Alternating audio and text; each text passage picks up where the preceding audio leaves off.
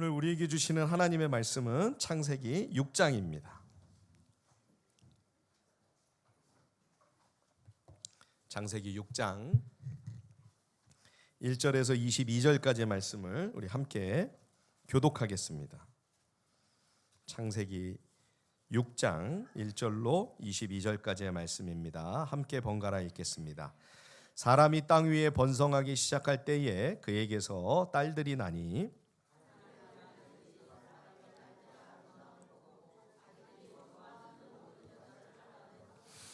여호와께서 이르시되 나의 영이 영원히 사람과 함께하지 아니하리니 이는 그들이 육신이 됨이라. 그러나 그들의 날은 120년이 되리라 하시니라.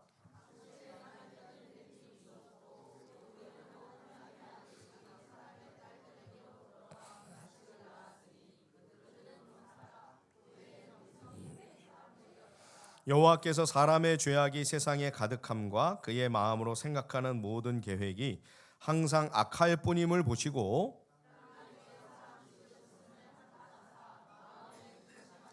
이르시되 내가 창조한 사람을 내가 지면에서 쓸어버리되 사람으로부터 가축과 기는 것과 공중의 새까지 그리하리니 이는 내가 그것들을 지었음을 한탄함이니라 하시니라. 이것이 노아의 족본이라. 노아는 의인이요 당대의 완전한 자라. 그는 하나님과 동행하였으며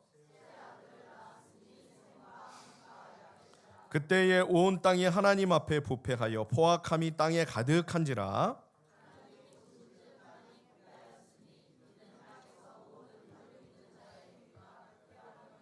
하나님이 노아에게 이르시되 모든 혈육 있는 자의 포악함이 땅에 가득하므로 그 끝날이 내 앞에 이르렀으니 내가 그들을 땅과 함께 멸하리라.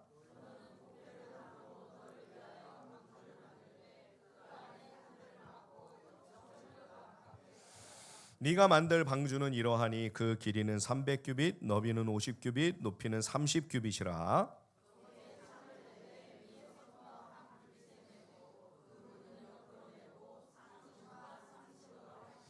내가 홍수를 땅에 일으켜므로 생명의 기운이 있는 모든 육체를 천하에서 멸절하리니 땅에 있는 것들이 다 죽으리라.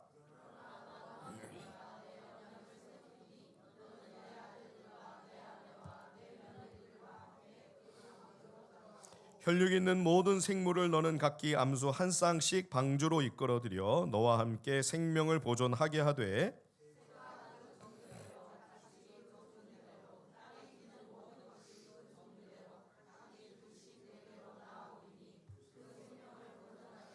너는 먹을 모든 양식을 네게로 가져다가 저축하라. 이것이 너와 그들의 먹을 것이 되리라. 노아가 그와 같이 하여 하나님이 자기에게 명하신 대로 다 준행하였더라. 아멘. 인간의 범죄와 타락 이후 세상에는 급격한 일탈과 또 무법한 폭력과 살인이 벌어지게 되는 것을 우리들이 목격합니다. 창세기 3장의 원죄와 타락 이후에 창세기 4장으로 넘어오면 아담과 하와의 그 두 아들 가인과 아벨 사이에 형이 동생을 죽이는 끔찍한 살인이 있게 되지요. 비록 의인 아벨 대신에 하나님께서 아담과 하와에게 셋이라고 하는 다른 아들을 주셨지만 그러나 가인의 후손들은 점점 더 멀리 하나님을 떠납니다. 가인의 후손 중에 라멕이라고 하는 무자비한 조폭과 같은 인물이 등장하지요. 그는 하나님께서 정해놓으신 가정의 원리, 한 남자와 한 여자가 만나 부부가 되어 가정을 이루는 하나님의 법마저도 깨뜨립니다. 그래서 일부 다처제가 시작이 되고요. 또 수많은 사람들을 죽이는 폭력을 행사하기 시작하죠. 그런데도 전혀 하나님을 두려워함이 없습니다. 대담하게 겁도 없이 악을 자행하는 것이 바로 라멕을 비롯한 가인과 가인 후손들의 삶의 방식이었습니다. 그래서 세상은 크게 두 흐름으로 나뉩니다.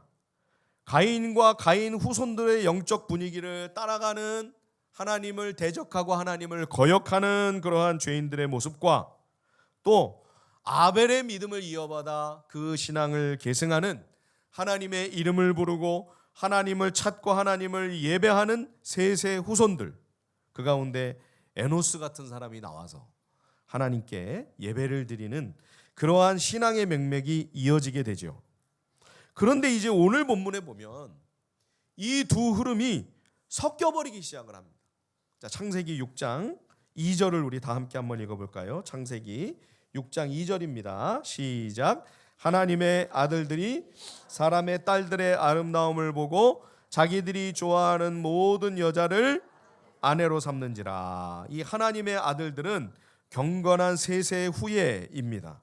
이 사람의 딸들은 하나님을 반역하는 가인의 후손들을 가리키죠. 그런데 문제는 세세 후예들이 가인의 자손들에게 선한 영향력을 미치는 그런 방향이 아니고, 가인의 자손들이 오히려 이 경건한 세세 후예들을 변질시키고 타락하게 만드는 그런 나쁜 방향으로 잘못 분위기가 흘러가게 된다는 것입니다.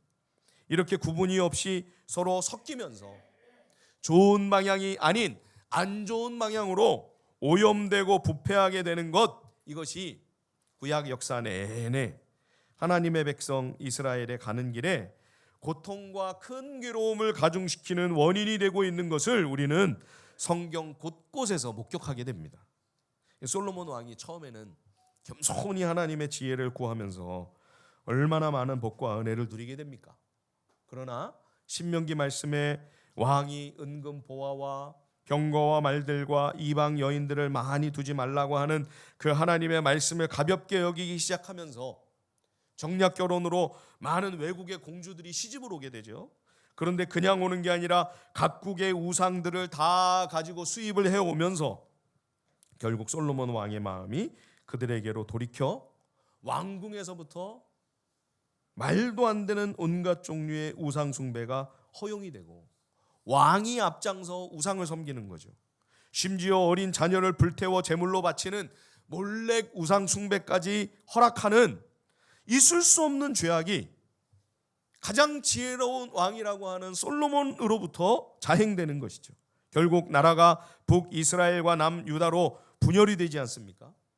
그리고 북이스라엘도 아합 왕이 두로 왕 엣바알의 딸 이세벨 공주와 역시 정략 결혼을 하게 됩니다. 두로가 무역이 굉장히 활발했거든요. 현금을 그 당시에 엄청나게 쌓아두고 있는 부자이다 보니까 그 덕을 좀 보려고 오므리가, 북이스라엘 왕 오므리가 그 아들 아합을 이세벨과 결혼을 시킨 겁니다. 그런데 이 두로와 시돈이 그 우상신이 바알입니다. 엣바알은 바알 신전의 사제고요. 그 딸 공주 이세벨은 바알 신전의 여사제인 거죠. 이 이세벨이 북이스라엘로 시집을 와서 여호와 하나님을 섬기는 제사장, 선지자, 믿음의 사람들을 다 가두고 핍박을 하고, 그래서 북이스라엘이 완전히 바알 우상 숭배의 나라로 되어버리는 모습을 우리들이 보게 되죠. 뿐만 아니라 남한국 여호사밧 왕이 자기 아들을 또 이세벨의 딸 아달랴와 결혼을 시킵니다. 이 아달랴 역시 남유다의 바알을 가지고 들어와서 나중에는 다윗 왕국의 후계자들, 다윗 왕조를 이을 그 왕자들을 다 죽이고요. 자기가 직접 여왕의 자리에 앉죠. 6년 동안 유다 왕국마저도 바알의 나라가 되어버립니다. 이 우상 숭배와 온갖 범죄로 인해 북이스라엘이 망하고 나중에는 유다까지 패망하게 되죠. 여러분, 섞이면서 결국 종말이 옵니다. 섞이는 것은 망하는 길입니다. 믿음의 사람들이 하나님의 말씀을 따라가지 아니하고 믿음의 길로 가지 않으면 결국 이렇게 혼합이 되어서 멸망으로 함께 치닫게 되는 것이죠. 근데 왜 이렇게 섞입니까? 여러분, 그 이유는 욕심 때문입니다. 결국 욕망 때문입니다. 바알 우상을 섬기는 두로 시돈이 경제적으로 부강하고 부유하고 잘 사니까 거기서 뭐가 좀 떨어지기를 바라고 결혼을 시키는 거죠. 여호사밧도 마찬가지입니다. 여호사밧이 그렇게 경건하고 믿음 있는 사람이라고 했는데도 그 끄트머리 남아있는 그 탐욕을 내려놓지 못해서 아합과 동맹을 맺는 바람에 이익은커녕 다윗 왕과의 명맥이 끊길 뻔했죠. 그래서 신약 성경에 사도 바울이 우리 믿는 모든 성도들을 향해 우리가 믿지 않는 사람과는 멍에를 같이 매서는 안 된다고 신신당부하고 있는 것입니다. 사랑하는 여러분, 간곡히 부탁을 드립니다. 여러분들이 결혼을 하고 또 우리 자녀손들이 결혼이라고 하는 대사를 맞이하게 될 때에 여러분, 이 가정을 이루는 일은 믿음과 신앙 안에서 이루어져야 합니다. 신앙을 내려놓고 믿음을 포기하고 돈이 많은 집안이니까, 능력이 많은 사람이니까 이것만 보고 결혼을 하고 가정을 이루고 했다가는 여러분 큰 낭패를 보게 됩니다. 지금부터 여러분 기도하십시다. 우리 조부모님들, 또 우리 부모님들, 우리 자녀손들을 위하여 지금부터 기도하십시다. 믿음 안에서, 신앙 안에서 가정을 이루게 해 주십시오. 교회 안에 자매들은 많은데 남자 형제들이 없으니까 목사님 산술적으로 계산을 해봐도 이 계산이 안 나옵니다. 꼭 이런 설교를 하고 나면 자매들이 와서 물어봐요, 목사님한테. 목사님 어떻게 해요? 형제들이 없는데. 그러니까 그게 사람의 계산이에요. 사람의 눈으로 볼 때는 안 보이잖아요, 우리 형제들이. 그렇죠? 근데 하나님께서 어딘가에 예비하고 계세요. 아멘 한 사람밖에 안 하네. 믿음대로 될지어다.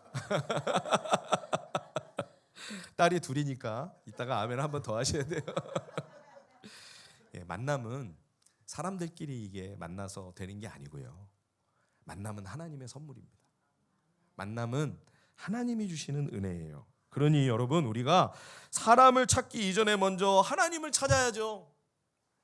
그 만남을 주시는, 그 선물을 주시는, 그 은혜로운 복을 주시는 하나님을 찾아야죠. 근데 우리 청년들을 보면 형제고 자매고 하나님은 안 찾고 사람만 찾아요. 사람만. 맨 사람만 찾아다니는 거예요. 능력 있는 사람이 어디 있나? 허우대가 멀쩡한 사람이 어디 있나? 하나님을 먼저 찾으십시오. 하나님을 먼저 찾아야 됩니다. 하나님이 만남을 허락하시는 줄 압니다. 좋은 사람도 다 하나님으로부터 나오는 줄 압니다. 하나님을 찾게 해 주십시오.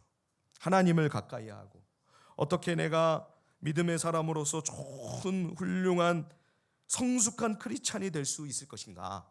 그렇죠? 상대방만 복실한 사람을 찾는 거예요. 나는 내 믿음이 지금 형편없는데 상대방만 신실한 자매, 신실한 형제, 그래서 나를 이끌어 줄 수 있는 그런 일은 잘 일어나지 않습니다. 여러분, 좋은 만남을 사모하십니까? 여러분이 좋은 사람이 되셔야 됩니다. 내가 어떻게 하나님 앞에서 신실한 신자가 될 것인가? 하나님을 사랑하는 성실한 믿음의 사람으로 내 영혼이, 내 믿음이, 내 신앙이 어떻게 더 성장하고 영적으로 더 발전해 갈 것인가? 어떻게 주님을 닮은 모습으로 변화되어 갈 것인가? 이걸 위해서 우리가 먼저 하나님을 찾고, 내가 먼저 하나님 앞에 서야죠. 우리 부모님들도 마찬가지입니다. 배우자만 놓고 기도하지 마시고요, 내 새끼들을 놓고 먼저 기도하셔야 된다니까요. 우리 애들은 믿음이 없는데 뭐라고 와서 기도를 부탁을 하냐면, 목사님 신실한 배우자를 좀 만나게 해주세요. 얘는 보니까 글렀어요 이미. 그러니까 배우자만 어떻게 잘 만나서 좀 걔가 좀 잘 이끌어가도록 그렇게 해야지 이제는 방법이 없어요. 아닙니다. 우리가 기도해야 됩니다. 하나님, 이 아들을, 이 딸을 믿음의 사람으로 빚어주십시오. 그걸 위해서는 우리 부모가 먼저 하나님 앞에 또 서야 되겠죠, 그죠? 뭐 잔소리만 한다고 되나요? 결국 변화는 나로부터 시작이 되는 겁니다. 여러분, 우리 가정에 변화가 있기를 원하세요? 우리 자녀들에게 변화가 일어나기를 원하세요? 좋은 만남을 주셔서 하나님이 가정을 이루어 주시는 그런 놀라운 변화가 올해는 일어나기를 원하십니까? 그럼 여러분, 내가 먼저 하나님을 찾으십시다. 내가 먼저 하나님 앞에 서십시다. 하나님, 주의 은혜와 주의 주시는 복이 아니면 소망이 없습니다. 주님 불쌍히 여겨주십시오. 은혜를 베풀어 주십시오. 오늘 이렇게 우리가 기도하며 주님 앞에 설 때에, 주님 앞에 나아갈 때에 하나님께서 선하고 복된 만남을 우리에게 주실 줄 믿습니다. 이 자리에 우리 청년과 청소년들에게 당부를 드립니다. 내가 어떻게 하나님 앞에서 신실한 믿음의 길을 걸어가는 멋지고 주님 보시기에 정말 훌륭한 믿음의 사람이 될 것인가, 그거를 더 많이 고민하십시오. 어떻게 해야 멋진 사람을 만날까, 이거를 고민하기 전에 내가 어떻게 하면 더 근사한 하나님의 사람이 될 수 있을까?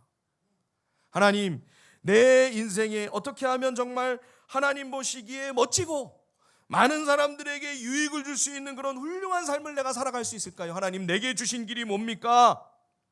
이거를 하나님 앞에 기도하고 고민하면서 여러분들이 열심히 여러분에게 주어진 믿음의 길을 가다 보면요, 열심히 앞만 보고 주님만 바라보고 가다 보면 그렇게 또 옆에 그렇게 가는 사람이 보여요. 그 사람을 찾으려고 해서 그 사람이 만나지고 보이는 게 아니라 내가 그 길을 갈 때 그 비슷한 가치관을 갖고 그 비슷한 방향으로 신앙생활을 하는 사람이 있다니까요. 그럼 이제 가다가 딱 보는데 옆에 있는 거예요. 그럼 눈이 맞는 거예요. 예. 그래서 가정을 이루게 되는 거예요. 그게 참 소중한 가정이고요. 그게 정말 귀한 믿음 안에서의 아름다운 주님이 주시는 만남이고 선물인 거죠. 예. 그런 믿음의 가정을 우리들이 이루어야만 우리의 가정을 통해서 하나님의 선한 뜻이 이루어질 수 있는 것이죠. 우리가 왜 믿음 안에서, 신앙 안에서 이렇게 가정을 이루어야 되느냐? 여러분, 믿음의 가정에는 하나님이 언약을 주시기 때문이에요.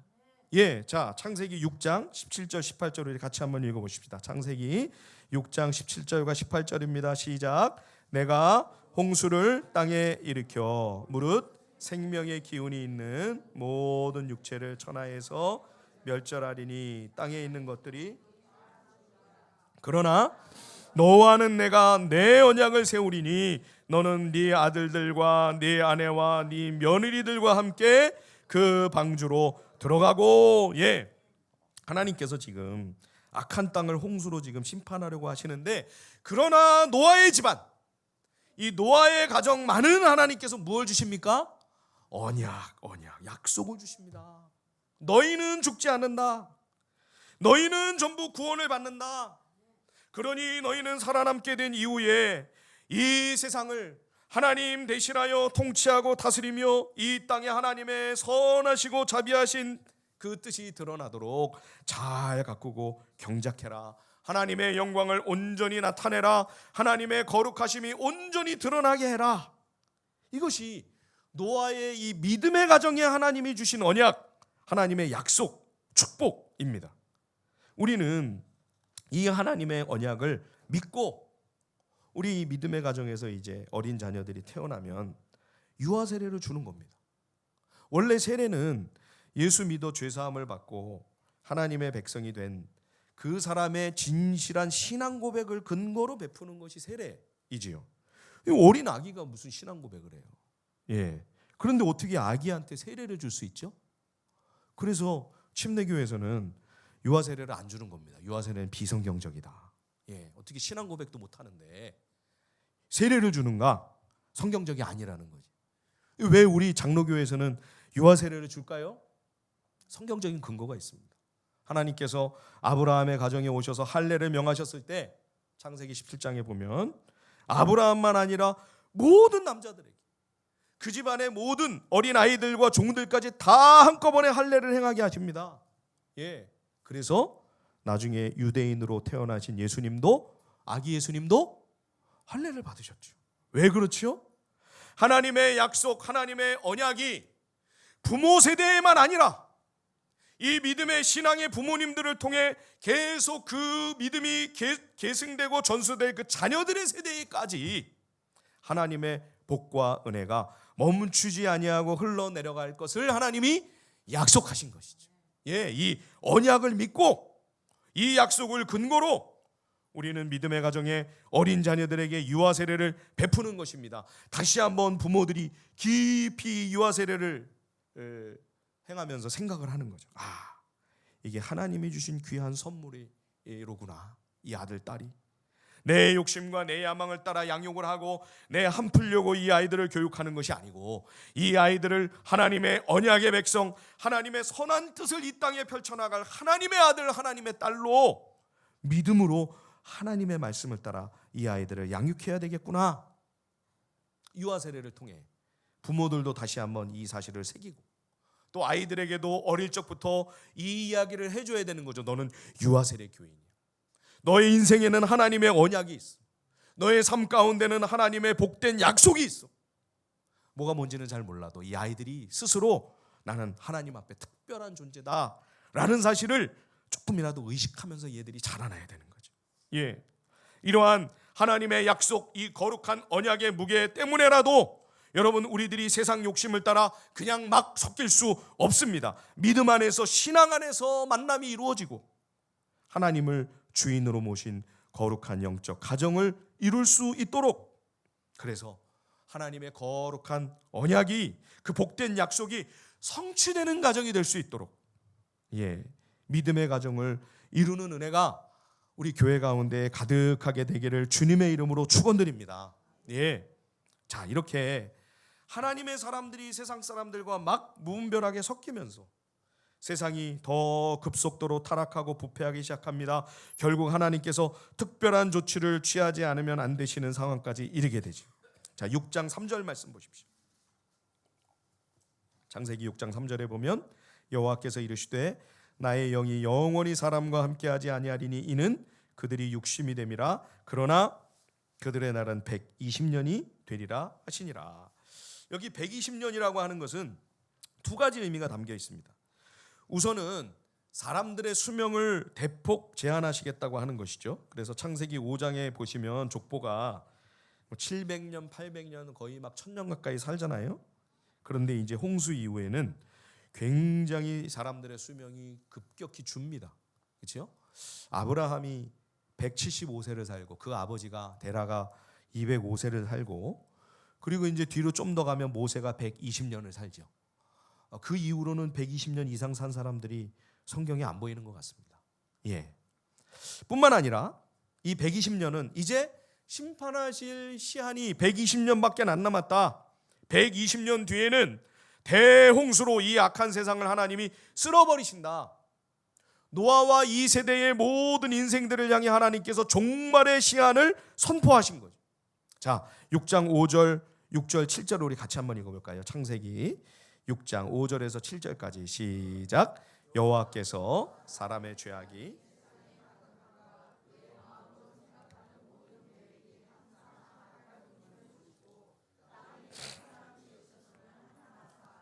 마음에 근심하시고 이르시되 내가 창조한 사람을 내가 지면에서 쓸어버리되 사람으로부터 가축과 기는 것과 공중의 새까지 그리하리니 이는 내가 그것들을 지었음을 한탄함이니라 하시니라.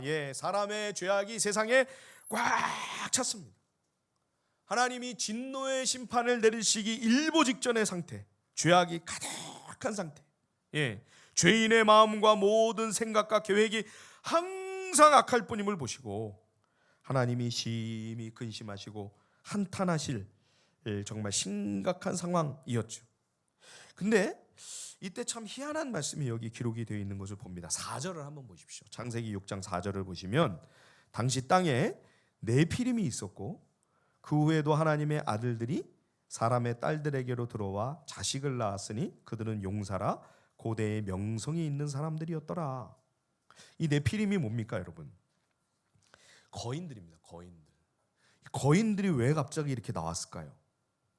성경에 간혹 거인들이 나오는데 좋은 예가 한 번도 없습니다.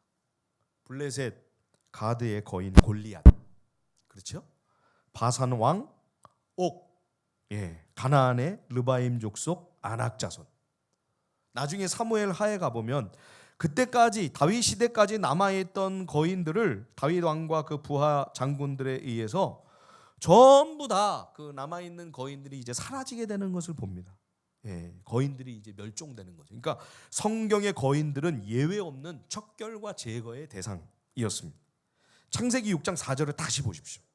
하나님의 아들들이 사람의 딸들에게로 들어와 자식을 낳았으니 이들이 용사라 고대의 유명한 사람들이라. 바로 네피림이죠. 그러니까 전사라고 하니까 굉장히 멋지고 용감해 보이고 뭐 좋은 것 같은데 성경에서 지금 우리 창세기에서 살펴보는 바 이 용사라고 하는 말이 별로 좋은 뜻이 아닙니다. 바벨탑을 건설한 니므롯. 성경에서 가장 고대의 유명한 용사죠. 뛰어나고 탁월한 사냥꾼으로서 당대에 크게 이름을 떨친 늠름한 전사입니다. 그러나 그는 자신의 힘과 능력을 믿고 하나님의 뜻을 따르지 않습니다. 연약한 사람들을 짓밟고 빼앗고 착취하고 약탈하고 가인과 가인의 후손들의 길을 따라 큰 성을 건설하고 거기에 자신들의 나라를 이루어 자기 배만 불리려고 하는, 이게 바로 고대의 용사이고 전사이고 네피림들이죠. 바벨탑 건축의 주동자들입니다. 이 네피림은 정상적인 사람들이 아닙니다. 셋의 후손들이 가인의 자손과 섞이면서 그 사이에서 비정상적으로 출생한 돌연변이이죠. 기형적이고 기괴한 괴물들이 출몰했던 것입니다. 죄와 타락의 무서운 결과입니다. 하나님의 완벽하고 완전한 창조 질서가 무너지자 이렇게 온갖 무질서하고 괴상한 괴인들이 출현하여 세상을 더 어지럽고 혼란하게 만든 것이죠. 다윗 시대에 가서야 비로소 어느 정도 정리가 되고 청산이 됩니다. 인간이 자기의 욕망과 탐욕을 극대화하게 되면 여러분, 이렇게 세상에 기괴하고 괴이한 괴상한 일들이 벌어지게 되는 것이죠. 거대한 공룡이 일찍 멸종했던 것처럼 이 비정상적인 네피림도 사라져버리게 됩니다. 거대한 것만 추구하고 크고 부유한 것만을 욕망하는 인간의 잘못된 욕심은 괴물을 낳고 그것은 머지않아 곧 파멸된다고 하는 사실을 우리는 이 네피림의 비극적인 역사를 통해 또 한번 확인하게 됩니다. 이렇게 온 땅이 파멸에 처해질 위태로운 상황 속에서 하나님은 한 사람 한 가정을 준비하시고 이들을 통하여 하나님의 진노 가운데서도 하나님의 그 구원의 약속, 창세기 15장에 구원자를 보내신다, 메시아를 통하여 다시 이 세상을 회복시키신다라고 하시는 그 언약을 지키고 보존할 언약의 씨, 약속의 그 계보가 끊어지지 않고 이어지게 하시는 거예요. 창세기 6장 9절을 보십시오. 9절 하반절에 보시면 노아는 의인이요 당대의 완전한 자라 그는 하나님과 동행하였으며, 노아가 등장하는데 그를 소개하기를 의인이고 그 시대의 완전한 사람이다. 노아는 죄도 없고 실수도 없는 완벽한 사람입니까? 그렇지 않습니다. 창세기 9장에 가면 얼마나 부끄러운 실수를 그가 저지릅니까? 그러므로 그가 완전하고 그가 의인이라는 것은 온 세상이 지금 타락하고 범죄하고 하나님을 대적하는, 하나님의 뜻을 역행하는 그런 분위기 속에서도 노아는 하나님과 동행하며 하나님의 뜻대로 살기 위해 발버둥치고 몸부림치는 사람이었다는 뜻입니다. 셋의 후손들이 다 가인의 후손과 섞여 분별이 없이 죄로 말미암아 오염이 되고 부패되어가는 그 상황에서 노아는 그래도 구별된 삶을 살기 위해 아등바등했던 것이죠. 그가 이런 삶을 살 수 있었던 것은 그에게 하나님께서 은혜를 내려주셨기 때문이라고 성경은 말씀합니다. 자, 6장 8절을 우리 다 함께 한번 읽어볼까요? 6장 8절입니다. 시작. 그러나, 이 말씀이 제일 먼저 나옵니다. 그렇죠? 노아는 여호와께 그렇지만 은혜를 입었다. 그리고 나서 노아가 당세 의인이요 완전한 자라 말씀하잖아요. 9절에. 이 말씀은 하나님께서 노아에게만 은총을 내리셨다는 뜻입니다. 글자 그대로 풀이하면 노아만큼은 하나님 눈에 쏙 들었다. 이런 뜻입니다. 하나님이 노아만 총애하셨다는 것입니다. 총애한다는 것은 남달리 유독 사랑한다는 뜻 아닙니까? 그런 특별한 사랑을 그래서 은총이라고 합니다. 은총. 그 사람 눈에는 그 사람밖에는 없는 거예요. 이 은총이에요. 하나님 눈에 노아만 있는 거예요. 왜 이렇게 노아만 하나님은 유독 유달리 남달리 사랑하시고 노아만 하나님 눈에 쏙 들었을까요? 그 이유를 우리가 알 수 없습니다. 여러분, 왜 하나님이 오늘 이렇게 우리들만 사랑하셔서 이 예배의 영광스러운 특권의 자리에 우리를 불러주셨습니까? 나를 왜 이 자리에 있게 하셨습니까? 나를 왜 이렇게 유독 총애하시고 사랑해 주십니까? 알 수 없습니다.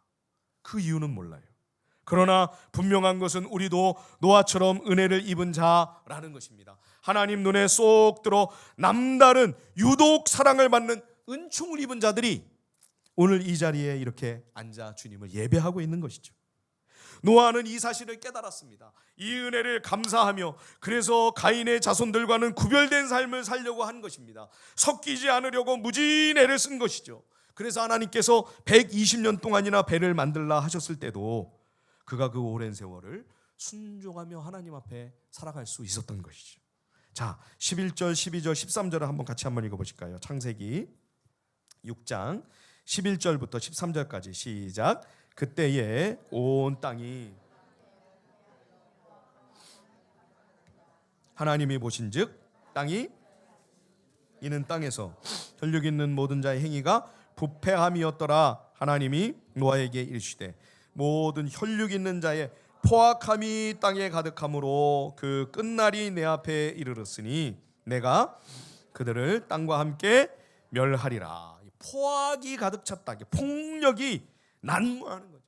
예, 그래서 땅이 부패했다. 아주 잔인하고 무자비한 세상이 된 겁니다. 힘 있는 자들, 용사와 전사들이, 이 니무롯 같은 사람들, 라멕 같은 사람들이 가난한 사람들, 힘없는 사람들을 짓밟고 빼앗고 탈취하고 그들만의 거대한 성을 쌓아 자기들만 배를 불리는 악한 일들이 벌써 이 땅에 만연하고 있었던 것이죠.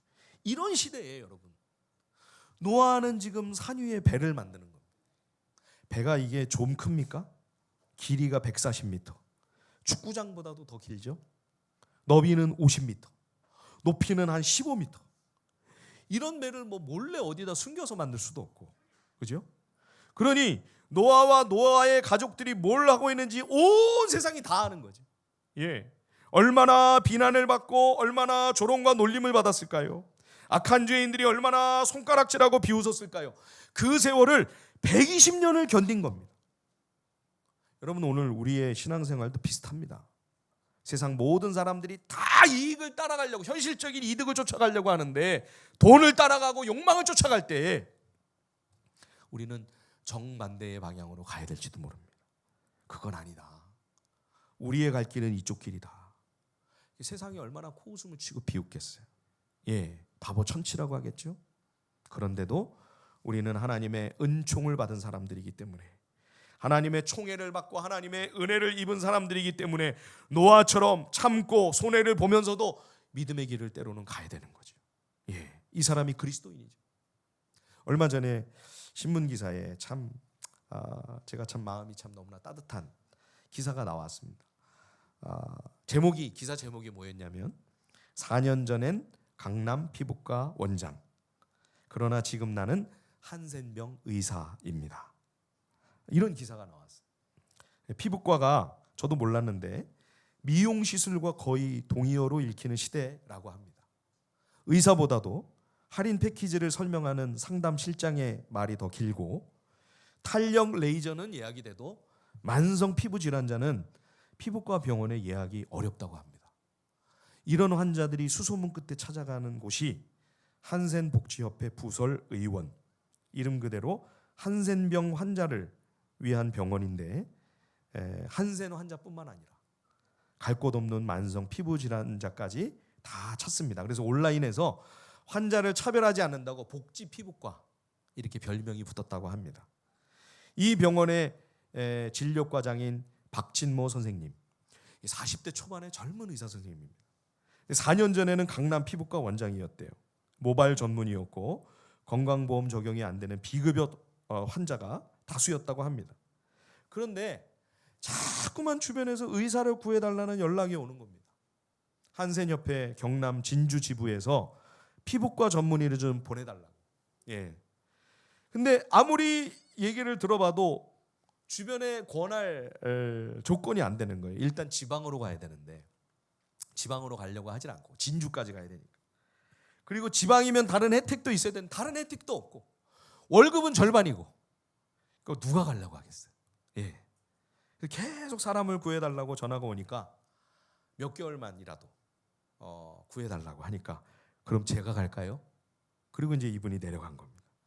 가면서 오히려 거기서 일하면서 소명의식을 느꼈다고 합니다. 아, 여기는 정말 피부과 의사가 있어야 되는 곳이로구나.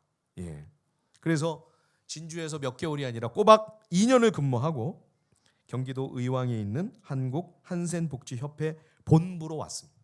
한센병을 더 연구하고 싶어서. 그리고 이제 진료도 본다고 하는데요. 기자가 물었습니다. 그 정도 하셨으면 이제 다시 강남으로 가실 수도 있지 않습니까?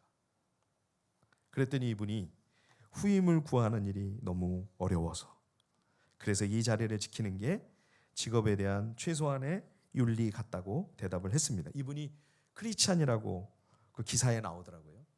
그러면서 뭐라고 얘기하냐면, 제가 독실한 크리스찬은 아닌데 그래도 교회 갔다 올 때마다 하나님의 음성이 들리는 것 같습니다. 뭐라고 하시냐 그랬더니 웬만하면 네가 해라. 웬만하면 그냥 네가 해라. 예. 근데 일하면서 만족감이 굉장히 높아졌다고 합니다. 원래는 외과 의사가 되는 게 꿈이셨대요. 그런데 이제 생각이 잠깐 엇나간 거죠. 남들이 다 피부과 하고 싶어 하니까, 피부과 의사가 돈 많이 번다고 하니까. 그래서 원서를 넣고 집에 왔는데 어머님이 무슨 과 넣었냐고 물어보시는데 피부과 넣었습니다. 그랬더니 이 어머니가 진짜 신실한 그리스도인이신데요. 아들아 실망이다 그러셨대요. 예, 어머니는 나는 네가 이 세상에서 의사로서 빛과 소금과 같은 존재가 되길 원했다고 그렇게 말씀하셨답니다. 신앙인인 어머니는 돈을 많이 버는 의사가 아니라 사람의 생명을 직접 구하고 살리는 그런 의사가 되기를 원하셨던 거죠. 그래서 그때는 이분이 엄마 피부과 의사도 빛과 소금 될 수 있어 그렇게 대답을 했는데 그 말이 지금도 기억이 나고 아직 오래 남아있다고 그래요. 예. 그래서 지금 손해보고 희생하는 그 자리에 월급이 반밖에 안 되는데 강남으로 갈 수 있는데도 그걸 마다하고 지금 버티고 있는 거죠. 이때 소금의 맛이 나는 거죠. 여기서 이 어두운 세상을 비치는 빛이 비춰지는 거예요. 예, 우리가 그런 길을 가야 되는 거예요. 제가 이 기사를 읽으면서 아직도 그래도 곳곳에 이런 믿음의 사람들이 숨어 있구나. 얼마나 마음이 따뜻하고 얼마나 감사하고 얼마나 흐뭇한지요. 예, 여러분 우리도 곳곳에서 우리가 서 있는 자리에서 그 믿음의 길을 지키고 그 믿음의 길을 걸어가야 되는 거죠. 예, 하나님께서 노아에게 큰 배를 만들고 동물들과 가족들과 함께 다 그 방주 안으로 들어가라 명령하십니다. 자, 6장 14절을 우리 같이 한번 읽어볼까요? 창세기 6장 14절입니다. 다 함께 시작. 너는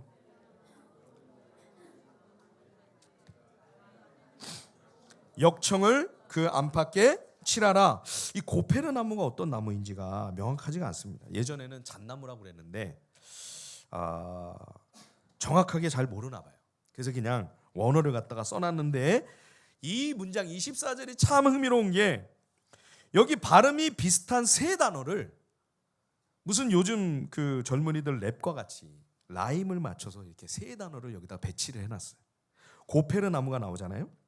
그리고 역청이 나옵니다. 이게 이제 배 방수 처리를 하는 거죠. 근데 이 역청의 이 히브리어 단어가 코페르입니다. 코페르. 그리고 이 칠한다라고 하는 이 동사가 나오는데 이게 카파르 동사입니다. 이 카파르 동사는 속죄한다, 칠한다, 덮는다 이런 뜻이죠.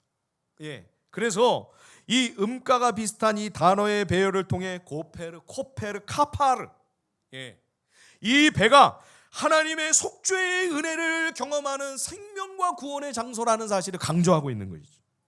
이 방주는 예수 그리스도의 모형입니다. 하나님의 자녀들은 예수 그리스도의 그 십자가의 피로 속죄의 은혜를 입은 사람들입니다. 그 은혜로 덮어주시는 것이죠. 예, 그 피를 문설주와 임방에 칠하듯 6월절 때 그렇죠? 예, 여기 칠하잖아요. 예, 이 은혜로 덮어서 이 피로 칠하여 그 카파르의 속죄의 은혜로 우리의 죄와 허물이 가려지고 하나님의 용서의 엄청난 혜택과 은혜를 우리가 입게 되는 거죠. 오직 방주 안에 있는 사람들만, 그 동물들만 심판에서 살아남았듯이 예수 그리스도의 속죄의 은혜 안에 있는, 그리스도 안에 있는 사람들만 이 하나님의 진노를 면하고 속죄의 생명과 구원과 은혜를 힘입게 되는 것이죠. 그러나 여러분, 홍수가 나고 이제 땅이 마르기까지 약 1년여를 이 배 안에서 지내는 동안 이 답답한 공간에서 수많은 동물들과 함께 얼마나 냄새도 많이 나고 얼마나 힘들었을까요? 여러분, 교회 공동체가 좀 비슷하지 않습니까? 이 작은 공동체 안에서 다 서로 생각이 다르고 스타일이 다르고 부딪히고 부대끼는 일들이 참 많죠. 굉장히 불편하고 힘들 때도 있을 것입니다. 그러나 여러분, 이 방주를 떠날 수 없습니다. 힘들어도 이 방주 안에 구원이 있기 때문에, 이 방주는 예수 그리스도의 상징이요 그리스도의 몸된 교회를 예표하는 샘플이죠. 근데 여러분, 이 큰 배를 왜 배라고 하지 않고 방주? 성경의 방주라고 그래서 노아의 방주 하니까 우리가 익숙해졌지. 아마 처음 설교를 듣는 혹시 처음 이 성경 이야기를 듣는 분에게 방주가 뭐냐 도대체, 그렇죠? 왜 이 이상한 단어를 썼을까요? 성경의 원문에 큰 배라고 안 돼 있어서 그래요. 성경 원문에 뭐라고 돼 있냐면 히브리어 단어는 그냥 상자, 궤 이렇게 돼 있어요. 이 똑같은 단어가 어디 나오냐면 이제 출애굽기에 나옵니다.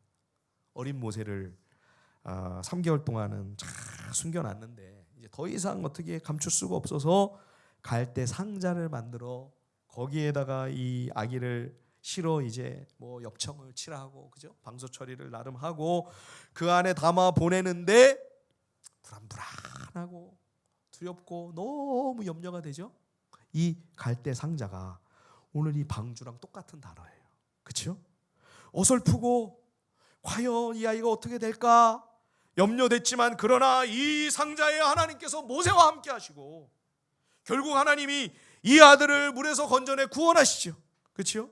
나중에 광야에서 이스라엘 백성들이 성막을 제조하게 되었을 때 그 핵심 장소인 지성소를 마련하고 그 지성소 한복판에 언약의 돌판을 보관하는 그 언약궤를 두게 됩니다. 이 궤, 이 상자 이게 뭐예요? 오늘 방주랑 똑같은 단어예요. 그러니까 왜 이 방주를 큰 배라고 하지 않으시고 꼭 이렇게 상자, 궤라고 하셨는지 그 이유를 아시겠죠? 비록 이 배가 불편하고 답답하고 냄새도 나고 견디기 어렵고 만만치 않을지라도 이곳에는 하나님의 임재가 있다는 것입니다. 여기에 하나님이 함께 하시는 것이죠.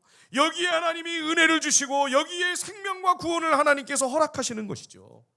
그래서 이 상자는, 이 궤는 하나님의 구원의 언약을 이루시기 위한 생명을 보존하시는 하나님의 방법입니다. 하나님의 약속이 성취되는 은혜의 자리인 것이죠.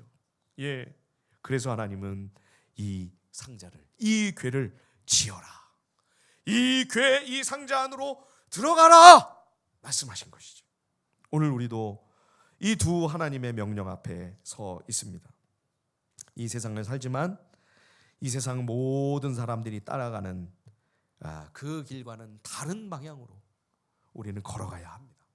산 위에 큰 배를 만들어야만 했던 노아와 그 식구들처럼, 그리고 그 힘들고 어려운 또 방주 안으로 들어가 살아야 되는 거죠.